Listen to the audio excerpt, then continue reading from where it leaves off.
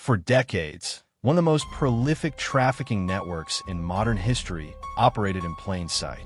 It wasn't hidden in the shadows. It was financed by Wall Street, shielded by the architects of the American legal system, and legitimized by the world's top institutions. Jeffrey Epstein didn't act alone. He built a fortress. Today, relying strictly on verified court documents, banking records, and newly unsealed federal files, we dismantle the shadow shield. This is the story of how the billionaires were protected. Chapter 1. The Shadow Shield. The foundation of Epstein's impunity was built between 2005 and 2008 in Palm Beach, Florida. The investigation began when the Palm Beach Police Department received a complaint from the parents of a 14-year-old girl who reported that Epstein had paid her for a massage that escalated to sexual abuse. Local detectives uncovered a deeply entrenched system where young girls, often from underprivileged backgrounds, were paid approximately $200 to recruit their peers. The case was eventually referred to the FBI for a possible federal investigation. However, federal prosecutors never took Epstein to trial. Instead, then U.S. Attorney Alexander Acosta brokered a highly irregular Non-Prosecution Agreement, or NPA, in 2007. This secret deal granted sweeping federal immunity to Epstein and his unindicted co-conspirators, effectively shutting down the FBI's probe. Prosecutors actively worked to keep this agreement hidden from the victims for nearly a year, a move a federal court later characterized as a violation of the Crime Victims' Rights Act. But because formal federal charges were never filed, the 11th Circuit Court of Appeals ruled that the victims' rights had not legally attached during the negotiations, exposing a massive loophole in the justice system. Chapter 2. The Power Brokers. Epstein's operation required immense capital. In his early years, Epstein was a close associate of Stephen Hoffenberg at the Towers Financial Corporation, a debt collection agency that ran a massive $500 million Ponzi scheme in the late 1980s and early 1990s. While Hoffenberg served 18 years in prison, Epstein was never charged. He later managed the personal fortune of billionaire Les Wexner.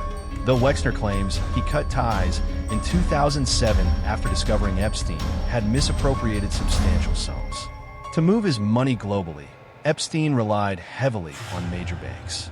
Financial records reviewed by the Senate Finance Committee showed that J.P. Morgan Chase processed 4,725 wire transfers, totaling approximately $1.1 billion through Epstein's accounts. The bank severely underreported this suspicious activity prior to 2019, only filing retroactive suspicious activity reports covering nearly $1.3 billion after Epstein's death in federal custody. Internal documents revealed that top executives closely supervised his accounts despite repeated internal compliance warnings. Eventually, J.P. Morgan Chase agreed to a $290 million settlement with Epstein's victims.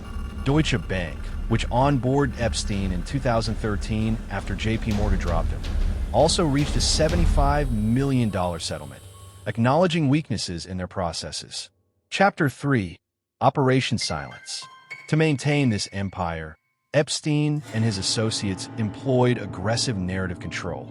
Non-disclosure agreements, or NDAs, were used to permanently gag victims who attempted to seek legal recourse, isolating them and preventing law enforcement from seeing the broader pattern of abuse.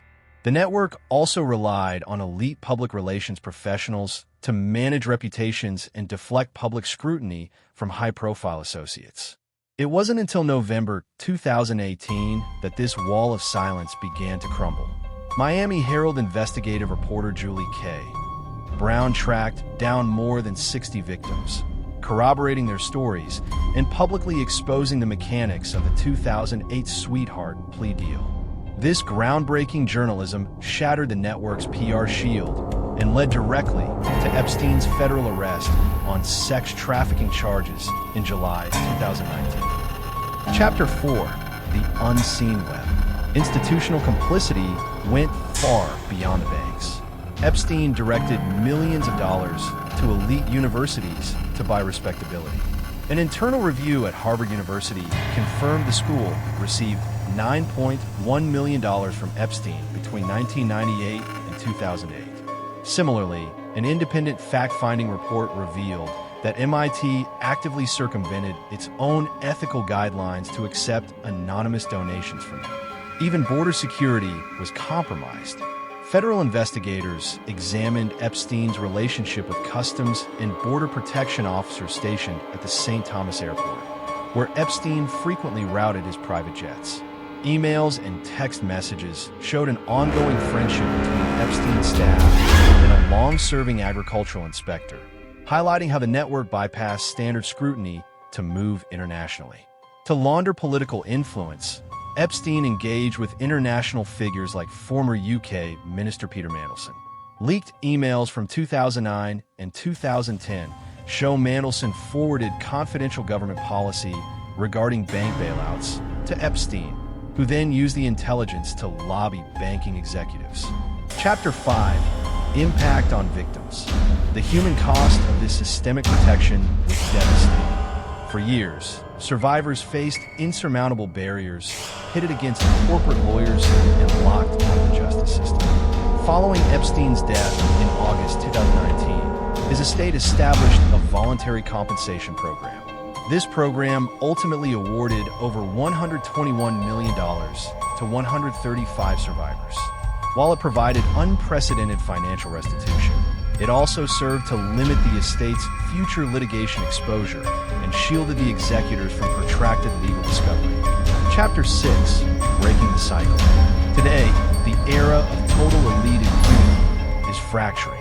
In December 2021, Epstein's chief accomplice, Ghislaine Maxwell, was convicted of sex trafficking minors and sentenced to 20 years in federal prison.